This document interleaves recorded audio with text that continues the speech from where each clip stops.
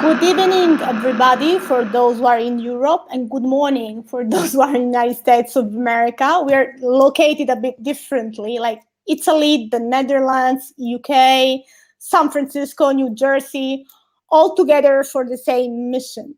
On behalf of DiEM25 and on behalf of the Feminist Task Force of DiEM25, represented here by Barbra, Boustier, and Patricia Enriquez, on behalf of the Green New Deal for Europe campaign, and I'm the coordinator for Italy, we welcome our guest tonight, Osprey Orielle Lake from WECAN, she's the executive director, and Akhila Kolisetty, she is the policy campaigns manager for MADRE.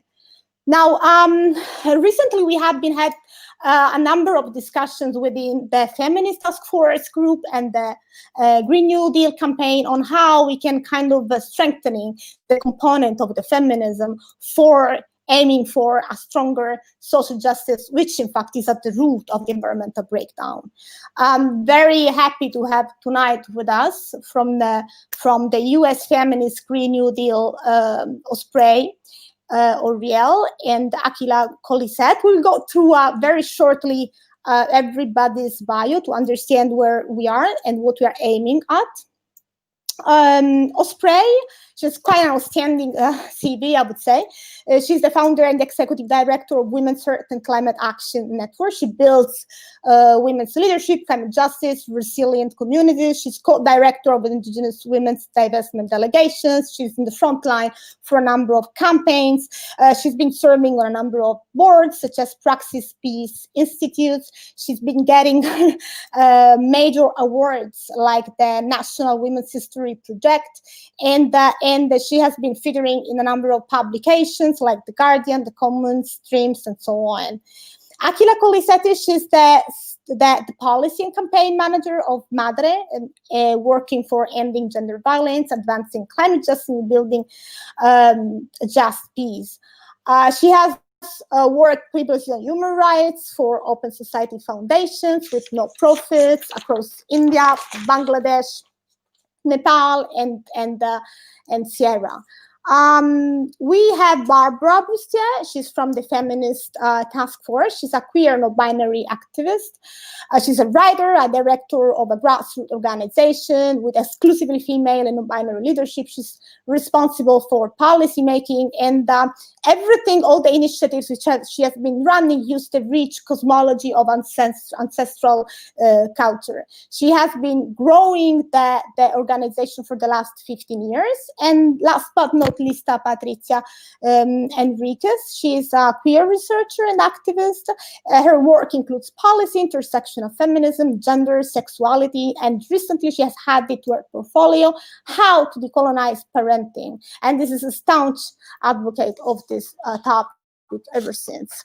Now, definitely when we talk about the Green New Deal, we have to be envisioning alternatives which encompass social justice, alternative to the extractive, linear, universal model of an economic growth. And we just focus on the topic, which is global justice and the transformation in our economy. Now, we know that somehow our system, our structure is just embedded into patriarchy and colonialism. And this is also because of the lack of imagination, for bad faith, for ignorance. Now, definitely the society is into that capitalism, and even the Green New Deal doesn't really prompt global justice nor the transformation of economy. And this is because somehow that vulnerable or the marginalized people have been silenced historically. How can we bring those voices of the marginalized people to the decision-making process for challenging directly the foundation of the economy? Barbra, I don't know if you want to be adding up to that. No, I think you've said it pretty well. I think one of the things that I've encountered in my my experience is this thing of lack of imagination. We're either given the option of capitalism or die. It's either crisis or nothing. And then we have this crisis politics. This way of doing economics which is crisis based. and then there is a lack of options, a lack of possible horizons of new ways of doing things. And that is mostly, in my opinion, due to the silencing of diverse, voices. So, I would say women's voices, indigenous voices, Black voices, feminist voices, trans voices, queer voices, voices that bring imagination, that bring new words, bring new language, bring new ideas, new possibilities that are not considered, not heard, and not really understood, as things are standing, and therefore we're always faced with this really sort of like monorail way of doing economics, and I feel that in new dynamisms, to deal with the issues that have been created by the same system, and it's trying to fix it with the same system, and that is a problem. Comes that lack of imagination comes from the fact that we don't have us there. We're not there to influence policy making. We're not there to talk, to bring to the table new possibilities, new ways of conversing, new ways of being together, new ways of thinking about it in the here and now. Yeah. And I think that's a huge issue, across the board. And something I find everywhere, really. But as far as this is concerned, as far as the planet destruction is concerned, I think that's become sort of life or death situation, unfortunately, and I'm particularly concerned. How do we change that? How do we change that dynamic? How do we bring, new possibilities, new horizons, new imaginations, new thinking onto the table? Because I find that something that is pressing, for everyone. I think for me especially, I see that that's not happening, and it's difficult to be heard, when you're speaking, or to be recognized, when you come to the table. That's what I see. So I'd really love to know what your experiences are. I'd love to know what you think, or what you can imagine for this in this sense. Akhila, please give us your standpoint about the lack of imagination, how we should be bringing and carrying those voices to decision-making processes. Yeah, first of all, thank you so much. It's such an honor to be here in conversation with all of you, and thank you to the DiEM25 organizers for bringing us together. So I'm with MADRE, an international women's human rights organization, and I'm speaking to you from unceded Lenape land here in New Jersey. We're speaking as we approach the 5th anniversary of the Paris Agreement, which the US has just officially left, and the UN Climate Ambition Summit. And I think we're realizing that, whatever drops in emissions we've seen since the start of the pandemic are really nowhere near enough to slow climate catastrophe unless we make major and far-reaching changes quickly. And I think it also points to the fact that, focusing on individual actions doesn't lead us to the change that we need to see. It's really systemic and transformational solutions that we need to tackle some of the root causes of the climate crisis, which, you've already mentioned here. The intersecting systems that we face, patriarchy, colonialism, and settler colonialism, racism, neoliberalism. And these are some of the root causes, I think, that we as a coalition came together last year to tackle. And I think this year, the pandemic has sort of exposed many of the fault lines of capitalism in our society, and it's exacerbated, like the climate crisis itself, many of the inequalities that we see already.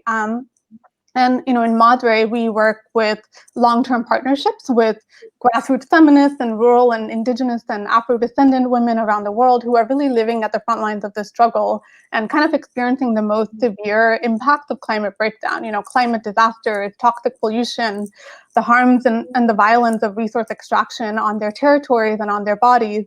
And we know the impact of environmental degradation is not just that. It touches almost every aspect of life, right? For women and girls, it deepens poverty, it worsens gender-based violence, including sexual violence against indigenous women around man camps, the killing of women land defenders, it increases early marriage, it impacts reproductive health and rights, and forcibly displaces communities. So it has all of these impacts. And all of these impacts, as we're seeing with hurricanes Ida and Iota, are disproportionately felt in the global South, largely by Black, Brown, and Indigenous women and communities. But the US has, been the largest emitter of carbon historically and has really benefited from that colonialism, extractivism, and resource exploitation. The US Department of Defense has been the largest institutional emitter of carbon. And so we need to recognize that there is no such thing really as domestic climate policy, and we owe a massive climate debt. So I wanted to talk a little bit about the global justice components, because we came together as a coalition heeding some of the warning signs of this, that there was a danger of climate action in the US being very nationalistic, that it was imperative to talk about what we owe to the rest of the world. But rather than this conversation, we've seen really quite the opposite. During the pandemic itself, there's been $10 billion for oil and gas companies bailouts in the US. And I think there's a couple of other threats we're confronting. One is that the same solutions we would put forward are co-opted or greenwashed, or are relying on some of the same drivers of the climate crisis. We've seen dangerous and nationalistic discourse about actually the Green New Deal being a new wave of competition, a new opportunity for US companies to compete with China to create renewable technologies and profit by exporting those to the rest of the world. And part of that discourse is also around demonizing China again as the greatest carbon polluter in the world. It's part of the logic that enables the US to kind of evade its own historical responsibility and shift the blame. And then we're seeing sort of dangers around the commodification of nature, false and capital solutions to solve the crisis, like carbon trading that just puts a price on pollution, or carbon offsets, which have real implications for the rights of indigenous peoples while greenwashing their harm. And John Kerry, the new special envoy on climate, has supported these kinds of false solutions in the past. We also see the threat of greening the military rather than confronting the problem of US militarism. So, these are all things that we came together in a coalition to do, and to think about, what is the new way forward? What is the new imagination to challenge these dynamics? And that we can't rely on the same drivers of the climate crisis to also be the solutions. And we need sort of system change, a complete rethinking of our economy and the structures that underlie it. And I think that's where feminist approaches can help us find a way forward. We've been thinking a lot about how feminism reveals how our policies are driven by these very patriarchal assumptions, like what is considered feminine, right? Cooperation or care or emotion are denigrated in policymaking, while those so-called masculine values, competition, violence, domination, force, are privileged. And that leads to the kind of extractivist logic that sees the earth as an infinite resource for exploitation, that promotes unrestrained profit-seeking and competition and nationalist approaches. And one of the solutions we've been working on is a movement-driven feminist foreign policy to help us break out of these paradigms, to center cooperation rather than competition, and that's rooted in repairing harm. And so that means global justice, avoiding austerity measures, but really thinking about paying our fair share of the global mitigation effort. Not only going to net zero, because that's actually, even net zero by 2050 is actually not enough, calculations show, to reach our fair share, but we have to go beyond through thinking about resourcing climate financing for grassroots women land defenders, even reparations, even welcoming in people who've been displaced by the climate crisis as migrants or immigrants. And progressive feminist movements need to push to these kinds of solutions. And that needs to be part of our conversation about a Green New Deal, which we haven't necessarily seen. And then another solution, of course, is around transnational and feminist organizing. More spaces like this one where we can democratize our policy space to really center the expertise, as you said, Barbara, about Black women, Indigenous women, women and queer communities, people from the global South who are at the front lines of this crisis and who know the solutions. And in our very elite-dominated policy spaces, there's a tendency to only value certain types of knowledge or expertise. But as feminists, we know lived experience is expertise. So that needs to be centered and lifted up.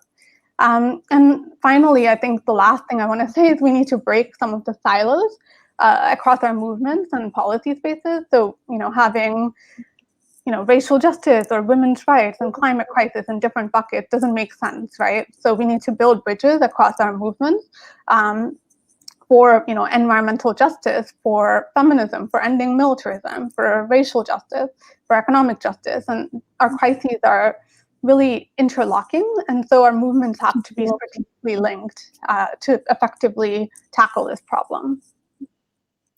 Very interesting, in fact. Lots of activities of action. It's a process, definitely, but we all agree that it's really imagination. I mean, carrying those vulnerable or minority, that those people can really carry, that challenge for a different foundation. So interesting what you just explained us. It's a lot of work that you have been doing. And that takes us to the next question, in fact, which is the current economic system. We are fully aware that the climate crisis is rooted in the current economic system, and the GDP, which is just still used as an indicator, and we know that it's detrimental to our environment, to our people, and to our planet. Now, we also have to admit, I mean, we are fully aware that not only the GDP doesn't involve social values like human values, but also it doesn't include the minorities' work. Like, those keep being invisible, like the housework, raising children, caring for the elderly. So we should be moving their work from invisible to visible, right? And now the question is, how can we just bring forward a feminist alternative for that? And I'm sure Patricia has something to add to that. Yeah, first off, it was wonderful what you were explaining earlier. I think a lot of people have to hear this discussion more. It's a new reimagination of how we should understand our new approaches into dismantling the current systems that we have right now. So in relation to that, I would like to ask what your experiences are in applying the feminist approach and lens that would be an effective alternative to such a detrimental disposition we are all in right now, and how do we ensure that this alternative is representative of the lived experiences and realities of people who are impacted the most by the climate crisis and the oppressive economic system? Like, for example, like what you said and Stefania said, the care economy is still something invisible and contested for its value, even if it has been exposed time and again, how very important these kinds of labors are in society. It's what's sustaining us right now, and yet it's invisible. It's not valued. It's not placed anywhere. And then the people doing this work are not, we cannot see them. They're not in policy. They're not in leadership. Their voices are not there. So how do we establish a true effective space and not something tokenistic, not some, and seeing as how we also have to deal with internalized patriarchy as well as patriarchal and capitalist embedded systems in effectively implementing this feminist alternative? Thank you. Akhila, thank you, Pat. You just really gave our overall framework. And Akhila, can we ask you again to be giving some insights about this very topic? Yeah, I think it's very apparent to all of us that the pandemic has just really exposed how essential care work is to holding up our entire society and our economy. Children have been staying home from school and daycare. People and elders are sick with COVID-19. And so through all this, we're just seeing how valuable the work of teachers, childcare workers, farm workers, domestic workers, healthcare workers is. And also how important the work of caregiving is in our own families and communities. And that work has really increased exponentially, right, during the pandemic. And also for generations, we've seen how many women, Indigenous and rural women, have been caring not only for their communities, but for the earth, right? They've been passing down traditional ecological knowledge. They've been exchanging and preserving seeds. But I think all this care work, because it is performed largely by women, especially by women of color and immigrant women, that care work and reproductive labor is just completely undervalued, underpaid, and invisibilized, as both of you have already talked about. And it's treated as secondary to so-called productive labor, even though it is life-sustaining and essential work. And in fact, capitalism and patriarchy, we know it depends upon making this work invisible and treat the most essential as the most disposable and kind of the most sacrificial in order to survive and turn a profit. And I think the impacts are very real, and we're seeing some of these impacts now. Just in August and September, we saw in the US 4 times as many women than men dropped out of the workforce, and Black and Latinx women had even higher rates of unemployment. And at the same time, we know that the climate crisis itself is also a care crisis, because climate breakdown actually makes many of these burdens of household and care work heavier. It leads to deforestation, droughts, flooding, all of these things that actually make it harder to grow food or to access water for your family. And so people, and largely women and girls in the global south, they have to walk that much farther to just secure these same resources for their families. And so it triples or doubles their care burdens and household work. And so to tackle all of this, I think we need to divest from our extractive and militarized economy and invest in a feminist and regenerative economy that's centered around care for each other and the planet. And imagine, as you've said, imagine new ways of living and being.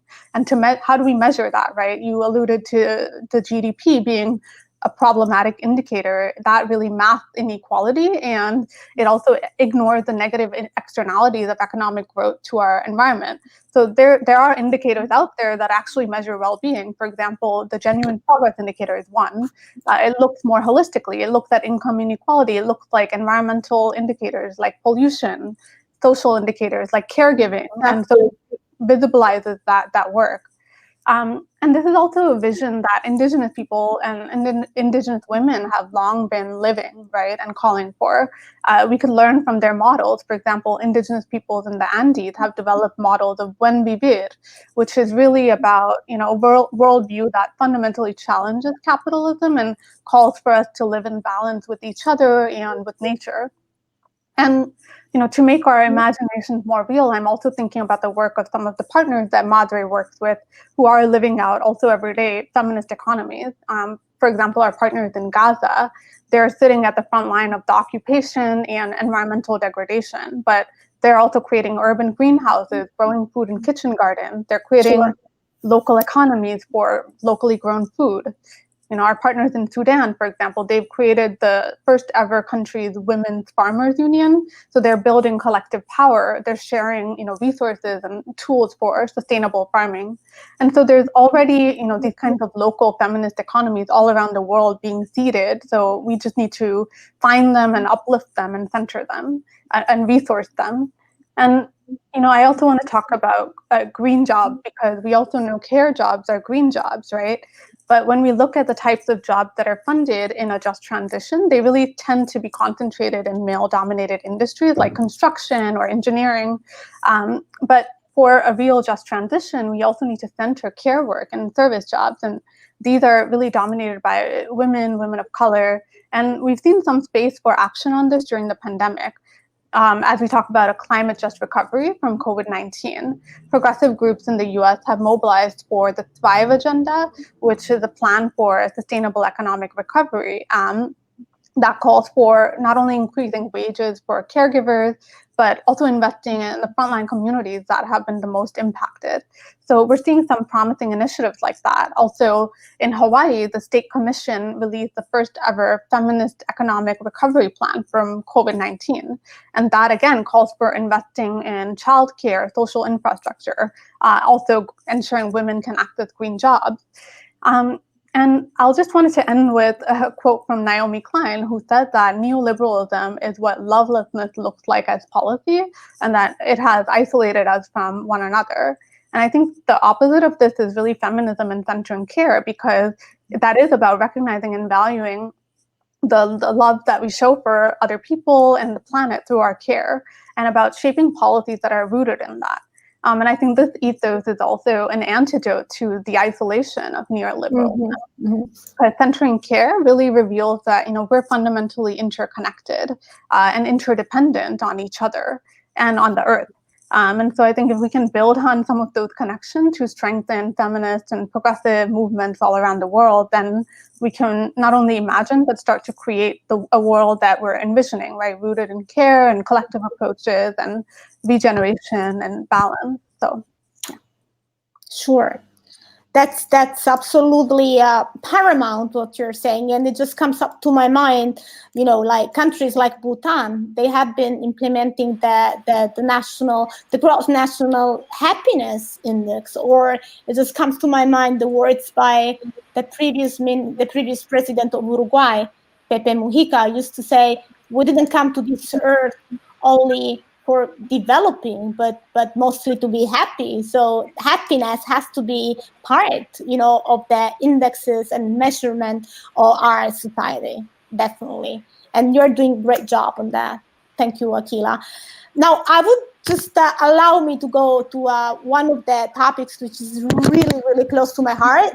I'm sure it's yours as well. Definitely. I mean, going through all the papers and the documents and your website, it's indigenous rights. So nowadays, I would say that more and more anthropologists acknowledge that the future of humanity relies and depends on listening to the indigenous people, to what they have to say, to what they have to teach, because they know how species survive, they know how species thrive. And a lot of experiments, in fact, all throughout, have been very successful. It just comes to my mind, for example, in Australia, the government has been entrusting indigenous communities protected areas, and the result has been really culturally and economically very beneficial. So now you are working a lot on that,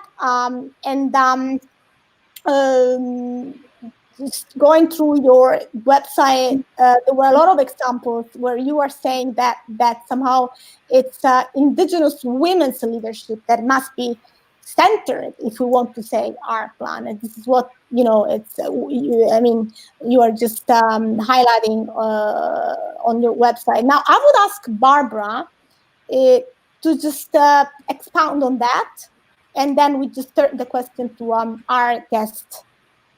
Yes, well, again, taking an example from Brazil, where it says, that 80% of biodiversity is actually in the hands of indigenous peoples, right? And for example, there was one of the indigenous leaders in Brazil, Krenak. They actually look after, they look after a certain part of Brazil. There's a river which they have a relationship with, which is different with the way that we've been taught to have a relationship with rivers and with mountains and with and they have recently been there's been a disaster in Brazil which has destroyed their lands and destroyed their livelihood and destroyed the river, which they see as they relate to the river as a person. They don't relate to it as a thing or as a thing that has to be extracted or can be used, or it has a certain amount of water or not. And they have a very different relationship to and a different way of telling story, right? Telling story of Earth, telling story of people and people's relationship to Earth, seeing them as equal and seeing them as as equal, basically. And especially this, since Bolsonaro has come into power, this has become under great pressure, and there has been nothing done to support them or to help them or to somehow release them from the grip that we've been feeling in Brazil, from fascist basically destruction, which is what's been happening, and which is obviously something that's extremely dangerous, because they are literally, from what I can see, they're literally holding what we need, in their hands and their hearts and their minds and the stories, what we need to move forward. They actually have our future in their hands, in a sense. And I'm just wondering, even though they've been fighting for so long, they've been getting together, they've been creating, councils where they've been trying to have their voices heard and their stories told. They are still marginalized, they are still pushed aside, they're still destroyed, they're still extracted, and that's something that really worries me, and it worries a lot of us. And I'm wondering what your experience is in that sense, and what you've been doing, in organizations.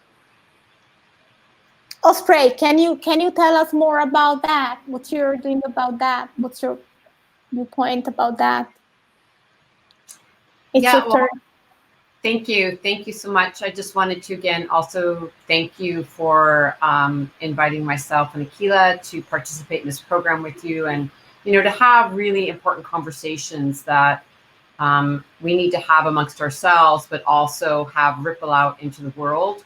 We live in such an extraordinary moment for human history, and I don't think it's a more important time than to bring forward feminist voices and indigenous peoples and so many voices that have been marginalized, as you said. I'm now on Coast Miwok territory, which is in Northern California, and I just wanted to acknowledge the Coast Miwok, whose lands I'm on. And you had just mentioned, what is happening in Brazil. It's a country that our organization WECAN does work with, and we're really honored to work with Indigenous women from Brazil. And it's a very difficult situation there now with the Bolsonaro government that is really attacking Indigenous peoples and destroying the Amazon rainforest. So it's a very, very prominent situation now. Indigenous peoples do hold rights over and protect 25% of the Earth's land surface. And as you stated, 80% of the remaining biodiversity on Earth is in their land. So we really need to think about that as we talk about having a thriving future. So to accurately reflect real solutions to the climate crisis, Indigenous sovereignty and solutions are paramount. There's a great deal of research showing that when Indigenous rights and sovereignty are secured, our lands, the water, the forests really have a chance to flourish. And Indigenous communities and leaders must really not only have a seat at the table, but also need to be leading the conversation around land protection, climate solution, and how that all connects to their rights. Here in the United States, as well as many countries, I think we really need to have explicit legislation that respects the UN Declaration on the Rights of Indigenous Peoples, and really focusing specifically on Indigenous women. They are frequently the backbone of their communities. They are knowledge keepers of biodiversity and forests. They're the leaders in resistance efforts to defend their lands. I was really honored with many others to be at Standing Rock and to really see how powerful the women were leading the resistance efforts there, as they have for thousands of years. So there's so much we can learn from Indigenous women about how to live in respect of the natural laws of the earth through vital traditional ecological knowledge that has been mentioned that they carry. And Indigenous women's leadership, I don't think, could be more important than right now as we face multiple interlocking crises, from climate chaos, environmental degradation, the COVID-19 pandemic, which at its core really stems from humans living out of balance with nature. So we have so much to learn from Indigenous women in many ways, including economic systems that are not based on capitalism, as Akhila was mentioning, such as Buen Vivir, or another term is Sumak Kausai, which is coming from communities in the global south. And I think we really need to understand how very profound these concepts are, having to do with deep cosmological views that really change our relationship to the natural world, as well as cultural, economical, and political worldviews about ways of living in harmony with communities, ourselves, and nature. And I think it's something we really need to learn a lot from, because we need to change our worldviews, because how we're living is obviously not working. I also think it's important to mention that as we're highlighting the role of Indigenous peoples and women, we need to understand tragically that there are many threats to Indigenous women and what they experience due to racism, colonial policies, and patriarchy. As an example, we were just talking about Brazil, but across Latin America, women land defenders are often under attack, persecuted, criminalized, and experience a lot of violence. And I think the international community became really aware of the situation, particularly in 2016, even though this has been going on a long time, after the assassination of beloved Honduran Indigenous leader Vera Cáceres, who was murdered for leading a campaign against a major dam on the river in her people's territory. And this fight goes on and on. In many Indigenous communities, sexual violence against women is a grave threat perpetuated by fossil fuel and mining industries. In the United States, for example, we have man camps, which are expansive trailer units, sometimes housing thousands of industry workers in oil and gas drilling regions. And they've resulted in extremely high rates of rape and abuse of local Indigenous women and girls. Right now, our organization WECAN, along with many others, are doing all that we can to support Indigenous women who are leading a fight right now in this very moment as we speak to stop a tar sands pipeline called Line 3 that is set to cross major waterways and Indigenous peoples' traditional lands. which will destroy their sacred homelands, their way of life. And we consider this a form of ongoing genocide. We're really outraged that the Trump administration and Enbridge, which is the company building the pipeline, are pushing this project through in the middle of a pandemic where workers will bring disease to already severely impacted Indigenous communities. So, we're really calling on governments, financial institutions, and energy companies to uphold and implement processes that legally recognize Indigenous rights and provide real enforcement on the vital framework of free, prior, and informed consent, or as we say, FPIC. And tribes must have the right to be able to say no to extractive industries on their lands. And these rights are violated all the time. There's a lot of different frameworks and solutions from Indigenous peoples that already exist. And those frameworks and policies need to be centered, amplified, upheld, and invested in. And at WECAN, and you mentioned this in my introduction, we've been really honored to co-direct the Indigenous Women's Divestment Delegations, founded by Michelle Cook, who's a Navajo human rights lawyer.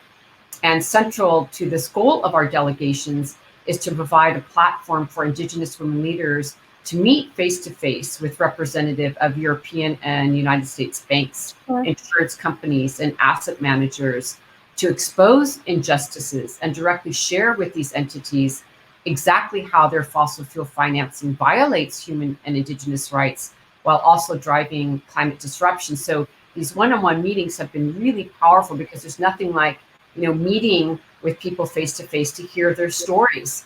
And I'm glad to say that these delegations have produced really critical results in divestments, education, policy changes, and investigations, including institutions removing hundreds of millions of dollars off the table. So there's still a lot of work to do there, but I think it's really important, that we uplift frontline voices. The last thing I wanted to say is that I think all of us everywhere can respect and support and honor Indigenous peoples by learning about the Indigenous peoples and their territories where we live, such as the Sami people spanning several European countries. We can ask ourselves, what are we all doing to learn about their knowledge and support their struggles, which are most important, of course, to the survival of Indigenous peoples, but also to all of us. As we're saying, their traditional lands are where the Earth's biodiversity exists. They're carrying tremendous knowledge. They've been caring for their lands and the Earth for millennium. And we need to really respect and protect this and protect Indigenous land defenders and water protectors globally. And I think that it's a way we can all really learn that Indigenous people are carrying knowledge that is so valuable to how we can imagine a way forward, actually by looking to the past and then transferring that knowledge as we go looking towards future solutions. Fully agree, Osprey. It's so fascinating what you have been telling us. Somehow, sometimes going back would sound more, healthier rather than moving necessarily forward. And as you're saying, we need explicit legislation, and we have to be integrating cosmological views to social and political segments, as you were saying. And that takes us to the other question that I would like to be bringing up, which is intersectional gender analysis. We know that intersectional gender analysis is required all across the action. So gender somehow interacts with sexuality, race, national origin, class, disability, and other identities. And we know that Green New Deal and the just transition means to be addressing those who have been exploited and excluded, historically. So I just would ask, how can we really apply intersectional analysis, in our society to make it healthier? And I would love to have Pat here to just suggest additional input to that. Yeah, so Osprey, this will be a little bit more maybe technical. seeing as how policies are often more general in its approach, and the Green New Deal is a policy that affects all of us. And how do we teach people and encourage them to apply and use the intersectional lens in policy making, especially for something like the Green New Deal? Because it's quite common for me to hear amongst other people how an intersectional lens, politicized bodies, racialized bodies, the struggles or identities tend to be quote and unquote divisive towards our goals. Whereas I see, and I believe all of us would agree here, that it is actually an approach that can strengthen what we are fighting for and inform it better, and ensure that it has more thought in its approach in building a healthier society. So what I'd like to ask is, how can we encourage this reimagination of how we want to rebuild our society through an intersectional analysis? And how do you suggest we can apply this, like in technical terms speaking? Well, I couldn't agree more. I think that really, I think a lot of times we use these terms, and it's now time for us to dig in and really see practical application, and what are we really talking about, and how do we implement our ideas. As a collective, the Coalition for a Feminist Green New Deal has really welcomed the opportunity presented by the Green New Deal, and it has already been stated, it only goes so far, but it is an opportunity and a leverage point for us and other like-minded frameworks to really secure a rights-based policy and program that holds an intersectional analysis. And I think this is where we can get into some of the nuances, because to address the root causes as well as the scope and scale of multiple interacting crises, we need policies that are systemic across all sectors of society.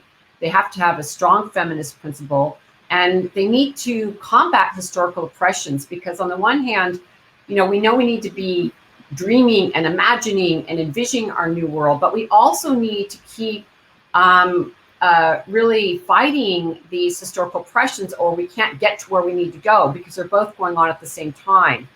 Our work collectively needs to advance a feminist agenda that centers the leadership of women and femmes and acknowledges and addresses the generational impacts of colonization and anti-Black racism, as an example.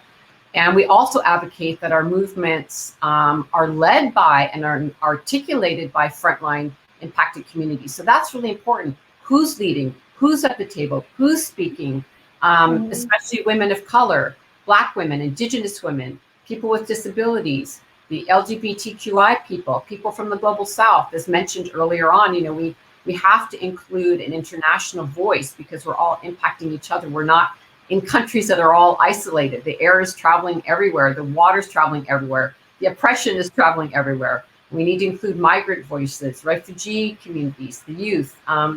So, the climate crisis has emerged from these interlocking systems, as we've talked about, of capitalism, resource extraction, labor exploitation, the commodification of nature, colonialism, imperialism, and militarism. So, we keep needing to name these things, even though it takes a lot of long sentences to bring in all of these different components. But I think it's important that we do, or we can't hold the full frame that we need to, and this has roots in the exploitation of enslaved people and the continuing systemic racism that deepens and institutionalizes global inequity.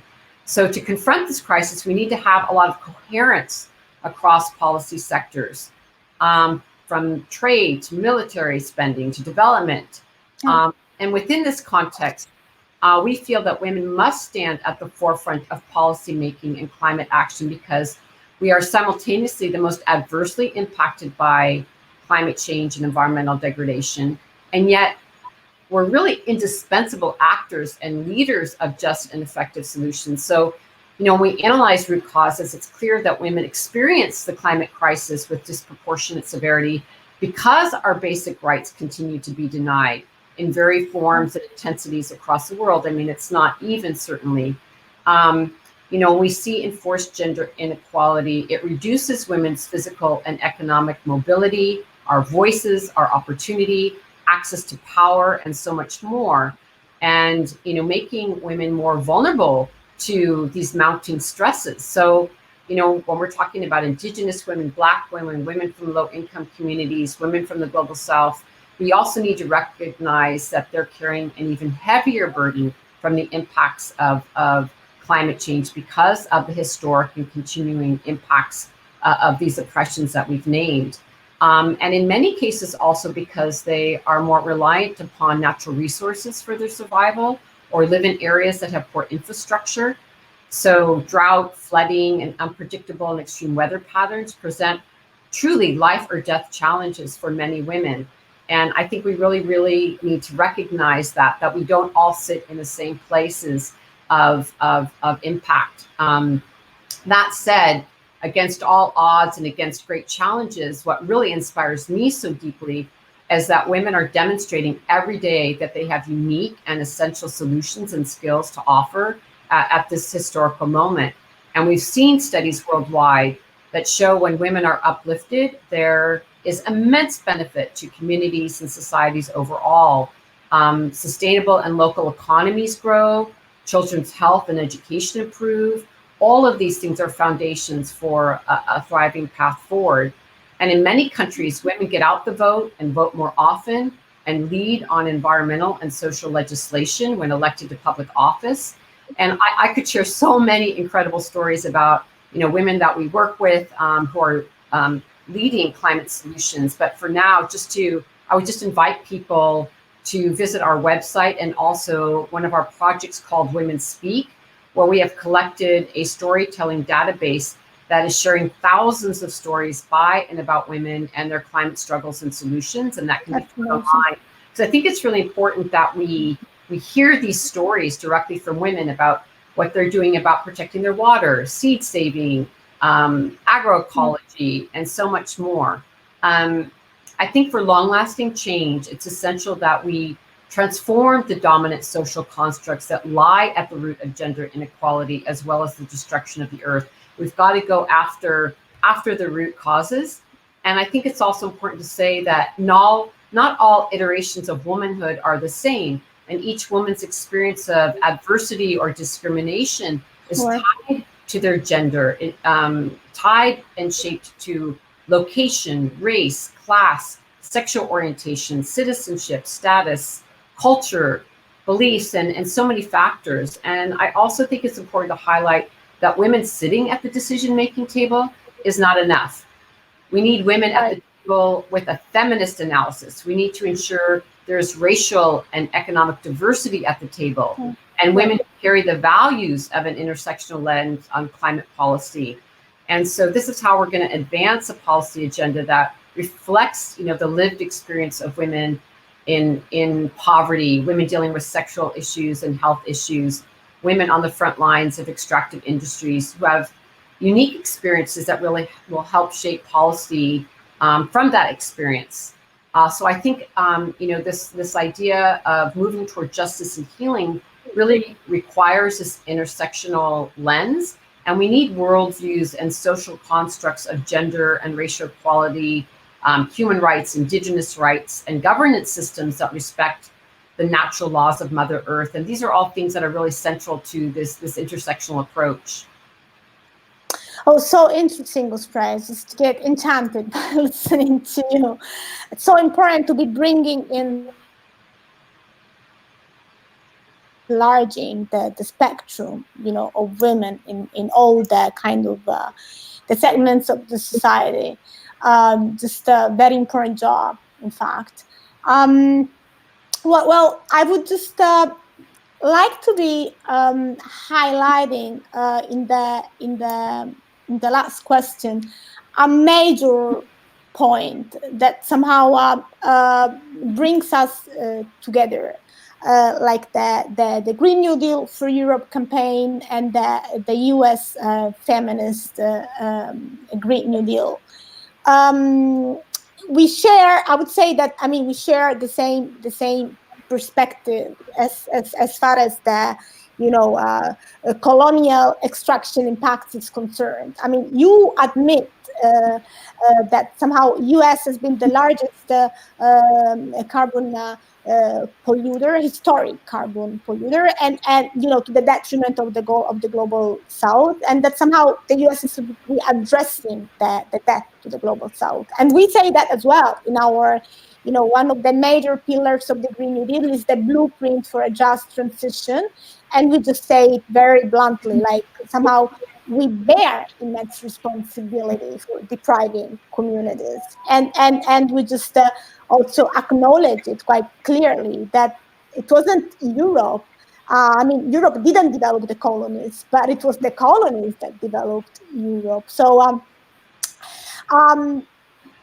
how should we redress these historic imbalances and exploitative practices? And I'm 100% sure that Barbra wants to be adding up to that. Well, yeah, I was just thinking as you were saying that, I was thinking about the UK, because they just announced that they were cutting aid, international aid, a few days ago, and I was thinking about also the enormous, I was thinking about sort of Osprey was talking about the enormous pressure that women experience on a day-to-day basis, from the people that I work with and women I work with every day, the immense amount of pressure that they live under, the immense amount of violence that they live under, which has absolutely colonial roots to it. Whether it's through slave trade, whether it's through extractive, practices, economic practices, whether it's through all sorts of things. And I feel that there isn't at all any sort of sense of responsibility, whether it's in Europe or whether it's in the States, of our collective responsibility for what is going on right now and how much people are suffering in this moment. Because of direct, because of what we have done, but Europe, the way that Europe has developed its economy, the way Europe has developed its living standards, the way that North America has developed its living standards, there isn't an affirmative sort of action. For example, we know that for example, even in the UK, slave traders were offered reparation when slavery was abolished, and not long ago, in the UK, they stopped paying for it. They finished paying their debt to the slave traders, but there's never any talk about what kind of positive and affirmative action we can take, to redress this balance, and that's a real problem, because it all seems to be very passive, sort of like, we need to solve this problem, but there isn't really a sort of like really taking that on board, really taking on board, just how much we do have and just how much we have taken and how much we are taking. And what are we doing to give it back? What are we doing to address that balance? And that has to be done, with affirmative action. It can't just be done like passively. You know what I'm saying? I mean, it's something that I've seen in the South, in South America. Affirmative action, even though it's really fought all the time, tooth and nail in politics and economics, it actually has very effective results. Whether it's in political representation, whether it's in economic value, it is really important that this kind of like taking responsibility and saying we have to do this, that, and the other, which is something that I find that power tends to sort of protect itself from, this kind of affirmative action. That's kind of like, yeah, let's do something about it. Let's actually pay back, something to that effect. And I really wonder what you think about that. Osprey, lots of food for thought. Well, thank you both for your comments, and I'm so glad we're in solidarity on this issue. It's, I think, just to say, I think us working together on these issues is part of the solution. And thank you for both of your comments. And I couldn't agree more. We really have to move away from the extractive economy that is based on the exploitation of indigenous peoples, people of color, women, and the land. It's just time to end the tragic cycle of capitalism based on sacrificed peoples and sacrificed zones, because we can't be having this sort of economy and behavior if you don't have sacrificed people and just, that people are expendable and land can be sacrificed. So as we discussed, and you were saying there's no such thing as a domestic climate policy or forward movement on these issues of extraction for the US on its own. We can only address the worst impacts of these crises if the US collaborates internationally to mitigate global warming and stop exploitation, and advances a foreign policy that puts people and their communities first and does not cater to corporate or militarized agendas. And this means a commitment to global justice and feminist principles, and a recognition that the US has been, as you were saying, the world's largest historic carbon polluter, while those in the global South have really suffered those impacts. The United States must actively address responsibilities to the global South with serious and immediate emission reductions, substantial commitments to climate finance, reparations for impacted communities, and full engagement and transitioning to just regenerative economics and stopping the commodification and exploitation of nature. You know, we have to recognize that, you know, founded on genocidal colonization and indigenous peoples and global enslavement of African peoples, the United States democracy has never really been fully established. And we see how structural neoliberal capitalism, colonization, racism, and patriarchy continue to undermine, you know, the dream of a fully inclusive and operating democracy. I mean, we're fighting for our democracy in this very moment here. And that's very tied into, you know, how this agenda will be able to be really uplifted. However, you know, saying that, my hope really remains strong as remember the ways in which mass movements for rights and liberation have strengthened our struggling democracy and our agenda, you know, for decades. You know, as an example, I'm really encouraged by indigenous-led resistance movements, the movement for Black Lives, the Me Too movement, that really illustrate how people have been and are ready and willing to fight for justice. And I know that none of us are going to stop fighting until there is accountability, justice, and liberation for all. And importantly, in this context, I think we need to uplift the movement that here in the United States we call the land back movement of indigenous communities, led by them to manage and steward their lands without invasion or exploitation. And there's a powerful indigenous-led organization called the Indian Collective, and they've made it very clear that land back is a movement that has existed for generations with a long legacy of organizing and sacrifice to get indigenous lands back into indigenous hands. And there's a lot of battles all across, you know, what we call Turtle Island or the United States for indigenous peoples to have their territories recognized, the treaties honored. We also need reparations to communities historically excluded from Commonwealth. In the US, we need to uplift the leadership and demands of the African American and Black communities, which is far from overdue, to say the least. I think we also need to listen to Pacific Island presidents demanding countries like the United States and those in Europe pay for their role in sea level rise and, in essence, sinking their island nations. I think it's never been more clear that we must continue our collective efforts for, as we've been discussing, intersectional movement building, because there's not going to be these solutions for climate justice without racial, economic, immigrant, gender, and global justice. There's no way we can move forward without all of us and our interlocking movements working together. And the last thing I wanted to bring forward, because I think it's really something I'm passionate about and is you know, a very immediate measure going forward, is to bring attention to something called the Escazú Agreement, which some people might be familiar with.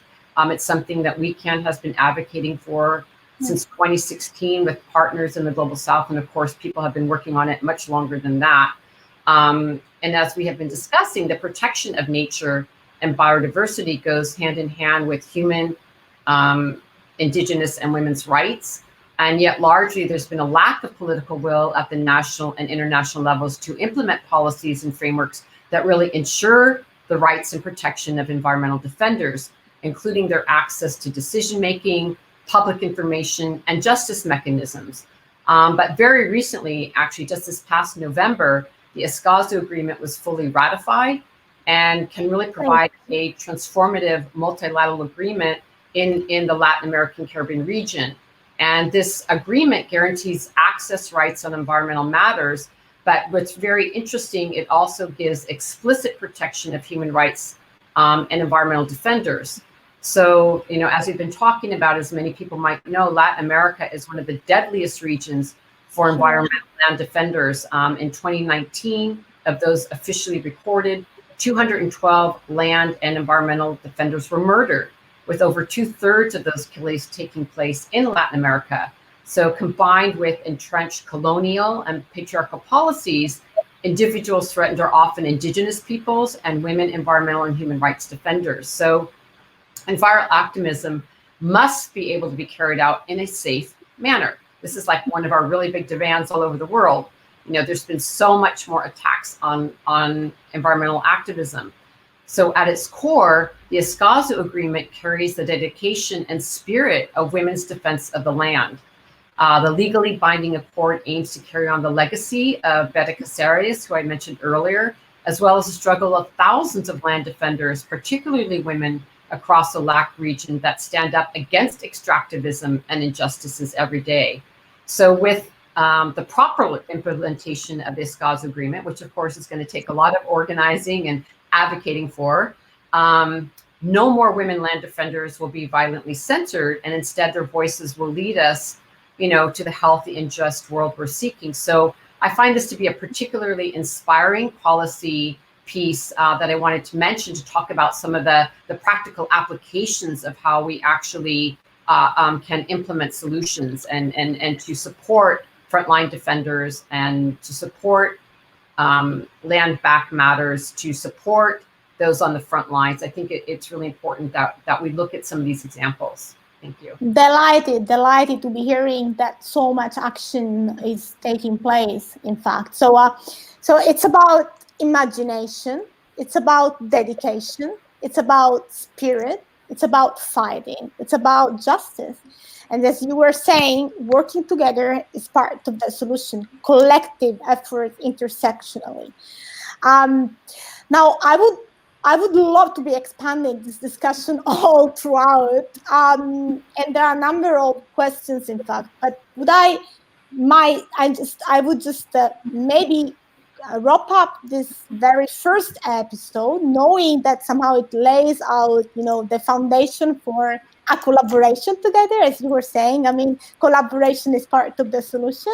We might be having in the future, webinars, having the audience popping in and raising the questions themselves, having like exercises, practical exercises. A lot to be done, in fact, hopefully together.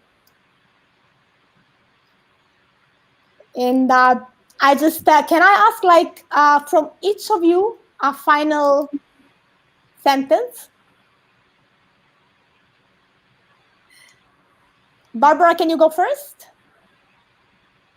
Sure, it's very inspiring. It's been amazing to hear both Akhila and Osprey perspective and enthusiasm and passion around this, because I think, in my opinion, I think the way to move forward is through grassroots organizing. It's through women organizing. It's through indigenous people organizing. We can't wait. We can't wait for a president to take action. We can't wait for a prime minister to take action. We can't wait for Europe to take action. It needs to come from all of us together and moving and pressuring and resisting and moving forward and making our voices heard. I think that's the only way we can move forward. And I think this, these kind of conversations is absolutely fundamental for us to be able to build a new imagining for the future of the planet. So thank you very much. Yeah. Thank you, Barbara. Akhila, can I have a few words from you?